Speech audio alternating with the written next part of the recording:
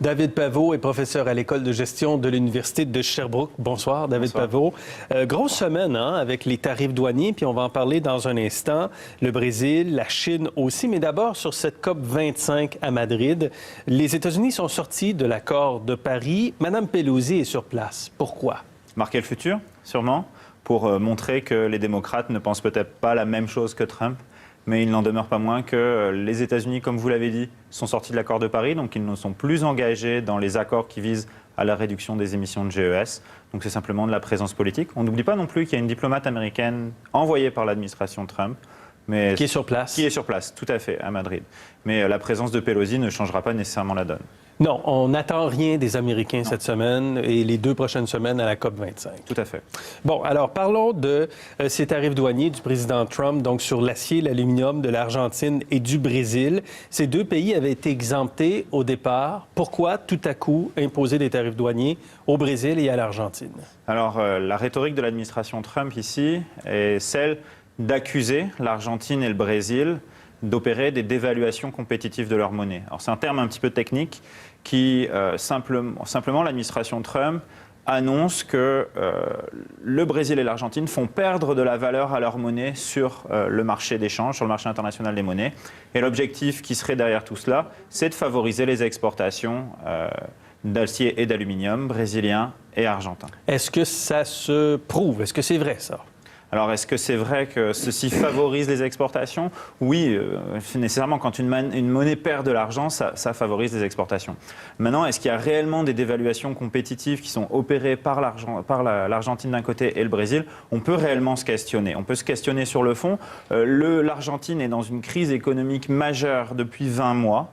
Quant au Brésil, la plupart des économistes, même l'immense majorité des économistes aujourd'hui, disent que la chute du réal brésilien est davantage due à un manque de confiance des marchés quant à la capacité du gouvernement Bolsonaro à respecter ses engagements de campagne que des réelles politiques monétaires opérées par ces États. Regardons justement l'évolution depuis 5 ans du peso argentin et du réal brésilien. Le peso argentin en dollars américains. Vous voyez donc à droite dans le bas du tableau le recul de la dernière année, donc baisse. Il y a effectivement une baisse, on le voit bien ici. Mais des baisses, on en avait vu quand même depuis un certain temps. Donc la baisse est quand même prononcée depuis un certain temps, mais ce n'est pas nouveau.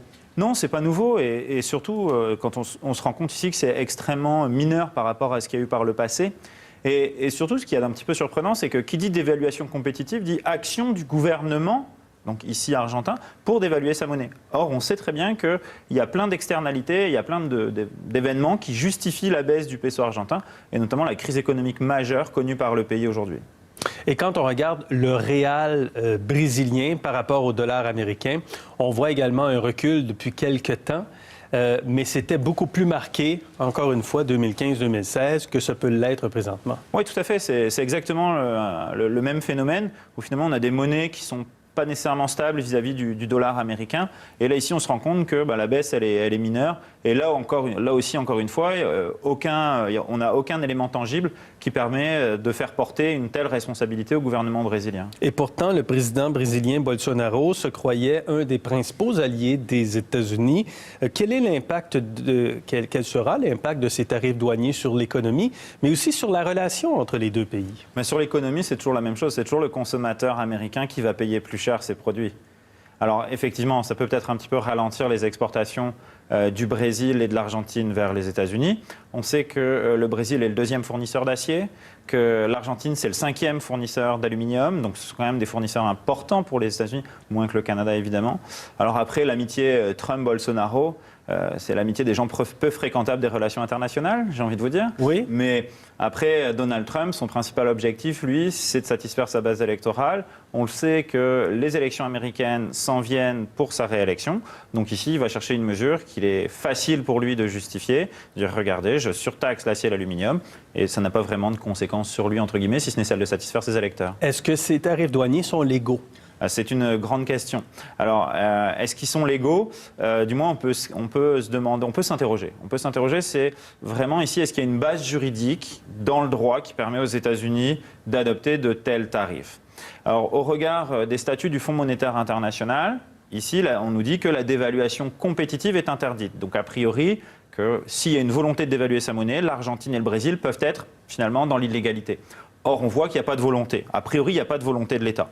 Maintenant, est-ce qu'on peut adopter des tarifs lorsqu'on utilise la monnaie ou alors lorsqu'une monnaie peut être un instrument pour favoriser le commerce international? A priori, la question est extrêmement questionnable au regard du droit de l'Organisation mondiale du commerce. Et on pourrait tout à fait s'attendre dans les prochaines semaines à ce que l'Argentine et le Brésil saisissent le juge de l'OMC.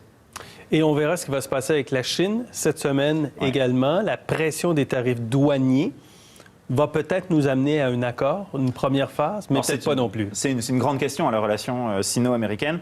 Au début du mois de novembre, on se rappelle, on nous annonçait un accord commercial sur une fin progressive des tarifs douaniers sino-américains à venir. Les derniers jours ont mis un peu du plomb dans l'aile à cet accord pour plusieurs raisons. D'un point de vue commercial, il n'y a pas d'accord entre les Américains et les Chinois sur la question du transfert de technologie. On sait que c'est un gros irritant pour les Américains, d'ailleurs antérieur à l'administration Trump dans leur relation avec la Chine. Oui. Dès qu'une industrie américaine va s'implanter en Chine, elle doit céder une de ses parts finalement à un investisseur chinois et finalement qui va pouvoir avoir un droit de regard sur finalement les procédés, les brevets, etc. Et donc qui dit finalement transfert de technologie quasiment automatique. Et cette question-là n'est pas réglée. La deuxième question, c'est la question de Hong Kong, qui est aujourd'hui centrale. Les États-Unis ont adopté une loi sur la démocratie et les droits de l'homme à Hong Kong dans les derniers jours. Cette loi a été qualifiée d'abomination par Pékin.